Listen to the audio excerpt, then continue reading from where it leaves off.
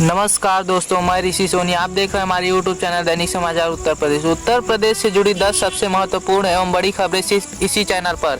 अगर आप हमारे YouTube चैनल पर नए तो चैनल को सब्सक्राइब कीजिए तथा बेल आइकन के बटन को प्रेस कर ऑल नोटिफिकेशन ऑन कर लीजिए ताकि वीडियो का नोटिफिकेशन सबसे पहले आप तक पहुँच सके। तो चलिए चलते हैं उत्तर प्रदेश की पहली बड़ी खबर की ओर। पहली बड़ी खबर निकल कर आ रही लखनऊ से। सिलेंडर में विस्फोट से मकान ढहा, मलबे में दबकर युवक की मौत, 2 लोगों की हालत नाजुक। आपको बता दें कि लखनऊ के पारा थाना क्षेत्र में मंगलवार की दोपहर एक दुकान में गैस सिलेंडर में धमाका हो गया।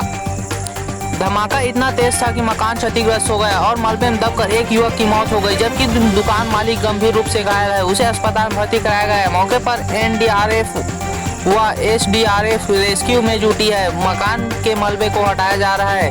धमाके के कारणों की गहनता से पड़ताल चल रही है। पारा के आलम विहार कॉलोनी में ओवरब्रिज के पास विजय गुप्ता की विजय ट्रेडर से नाम की दुकान है, जहां पान मसाले की थोक बिक्री होती है। बगल में उसके भाई बबलू गुप्ता की मानवी जनरल स्टोर के नाम से परचून की दुकान है। विजय के यहाँ हरदोई में रहने वाला सुशील गुप्ता कई सालों से नौकरी कर रहा था। वह बुद्धेश्वर में किराए पर रहता था। मंगलवार को सुशील दुकान पर काम कर रहा था, तभी अचानक सिलेंडर धमाका हो गया, जिससे दुकान की छत व दीवारें ढह गई। मलबे में विजय और सुशील दब गए। धमाका इतना शक्तिशाली था कि लोग मौके पर दौड़ पड़े। सूचना पाकर पहुंची फायर ब्रिगेड कर्मी व पुलिस मौके पर पहुंचे। मलबे को हटाकर सुशील व विजय को बाहर निकाला गया, लेकिन सुशील की मौत हो चुकी थी। एडीसीपी साउथ सुरेश चंद्र रावत के अनुसार सुशील की हालत गंभीर थी। उसे इलाज के लिए रानी लक्ष्मीबाई अस्पताल में ले जाया गया था, वहां जहां डॉक्टरों ने सुशील को मृत घोषित कर दिया। वहीं दुकान मालिक विजय गुप्ता की हालत नाजुक बनी हुई है। दमकल कर्मी और फोरेंसिक टीम छानबीन कर रही है। फिलहाल मौके पर स्थिति सामान्य बनी हुई। इसी के साथ चलते हैं अगली बड़ी खबर की ओर। अगली बड़ी खबर निकल कर आ रही है हाथरस से।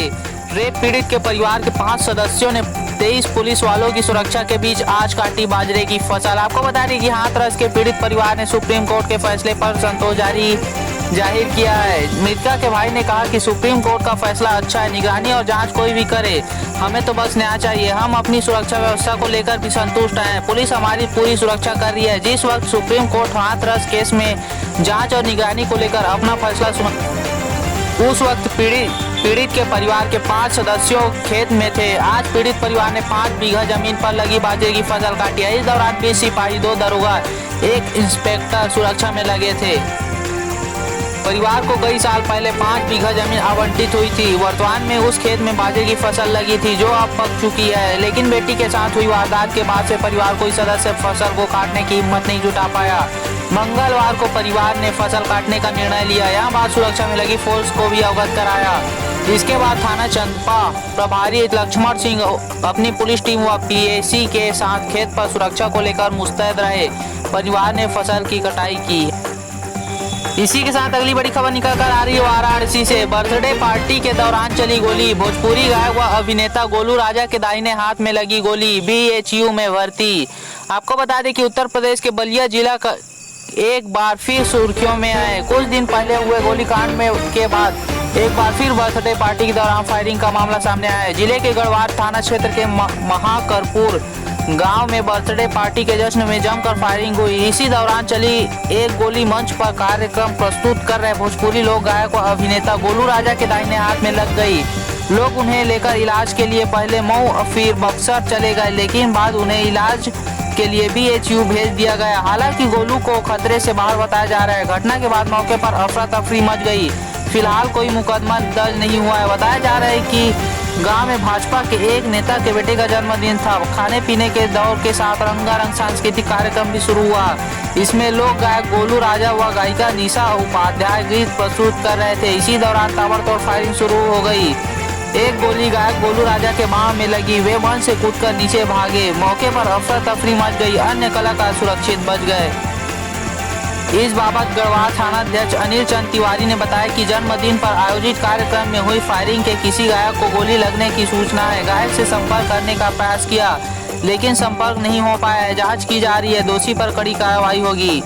इसी के साथ चलते हैं अगली बड़ी खबर की ओर। उससे पहले आपसे हमारा अनुरोध है, अगर आप हमारे YouTube चैनल पर नए तो चैनल को सब्सक्राइब कीजिए तथा बेल आइकन के बटन को प्रेस कर ऑल नोटिफिकेशन को ऑन कर लीजिए ताकि वीडियो का पहला नोटिफिकेशन सबसे पहले आप तक पहुंच सके। तो चलिए चलते हैं अगली बड़ी खबर की ओर। अगली बड़ी खबर निकल कर आ रही है शाहजहांपुर से। धान बेचने के लिए 12 दिन से परेशान था किसान। शिकायत की तो एसडीएम ने धमकाया, नेतागिरी की तो जेल भेजवा दूंगा। आपको बता दें कि धान खरीद को लेकर मुख्यमंत्री योगी ने साफ कहा है कि किसानों को शोषण बर्दाश्त नहीं किया जाएगा, लेकिन अफसर उसके उलट काम कर रहे हैं। ताजा मामला शाहजहांपुर का है, जहां 12 दिन से किसान अपनी उपज को बेचने के लिए क्रय केंद्र के चक्कर लगा रहा था। आज जब उसका धैर्य जवाब दे गया तो उसने एसडीएम तिलवार दिव्येश सिंह चौहान से शिकायत कर दी, लेकिन बदले में उसे धमकी मिली।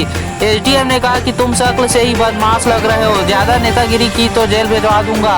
यह सुनते ही अन्य किसान भड़क गए। सूचना पाकर पहुंची पुलिस ने किसानों को शांत कराया। पुलिस का कहना है कि किसान नशे में था। दरअसल रतनपुर गांव का किसान राजीव कुमार 12 दिन पहले धान बेचने के लिए तिलहर सेंटर गया था, लेकिन केंद्र प्रभारी ने धान में कमी बताकर तौलने से मना कर दिया। मंगलवार को एक बार फिर किसान सेंटर पहुंचा, जहां उसने देखा कि एक किसान का खराब क्वालिटी का धान तौला जा रहा था।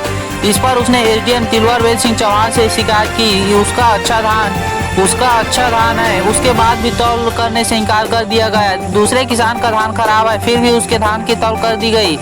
शिकायत कर देने पर भर से एसडीएम आग बबूला हो गए।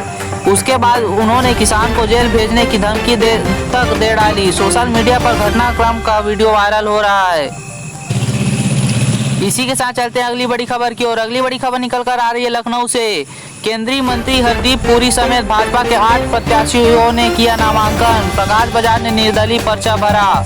आपको बता दें कि उत्तर प्रदेश से राज्यसभा की 10 सीटों पर हो रहे चुनाव के लिए भाजपा ने अब तक 8 प्रत्याशी घोषित कर दिए हैं। इन सभी उम्मीदवारों ने आखिरी दिन नामांकन दाखिल कर दिया। अभी तक भाजपा ने 9वां उम्मीदवार नहीं उतारा। हालांकि अलका दास ने एक निर्दलीय उम्मीदवार के रूप में नामांकन पत्र लिया है, लेकिन जमा नहीं किया है। वहीं वाराणसी में रहने वाले प्रकाश बजाज ने निर्दलीय प्रत्याशी के तौर पर अपना नामांकन दाखिल किया है।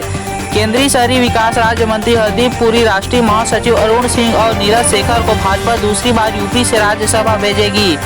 पूर्व मंत्री हरिद्वार दुबे, पूर्व डीजीपी पुलिस ब्रिजलाल, पूर्व विधायक सीमा द्विवेदी, सिडको के अध्यक्ष BL वर्मा और पूर्व प्रदेश मंत्री गीता साक्य को उम्मीदवार बनाया गया है।